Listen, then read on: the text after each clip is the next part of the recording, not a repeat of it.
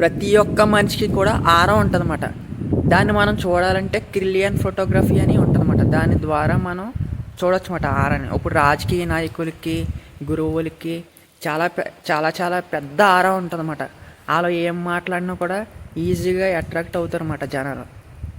మన యొక్క ఆరాని మనం పెంచుకోవాలనుకో గుడులకి మెడిటేషన్ చేయడం ద్వారా, ఇంకా మనం గురువుల యొక్క సమాధుల కాడ మెడిటేషన్ చేయడం ద్వారా, ఇంకా మనం స్పిరిచువల్ ఆశ్రమాలకు వెళ్ళడం ద్వారా, ప్రకృతిలో గడపడం ద్వారా మన ఆరా లెవెల్స్ అన్నవి పెరుగుతాయి అన్నమాట.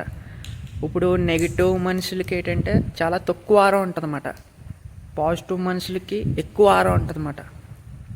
ఇప్పుడు మనం ఎక్కువ ఎవరితో సాహసం చేస్తే సేమ్ మనం వాళ్ళకిలా మారుతాం అన్నమాట.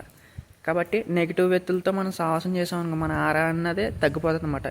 అందుకనే పెద్దలు చెప్తారు కదా, 6 నెలలు ఎవరితో సాహసం చేస్తే సేమ్ మనం వాళ్ళకిలా మారుతామని. కాబట్టి సాంగత్యం అనేది చాలా చాలా ఇంపార్టెంట్ అన్నమాట.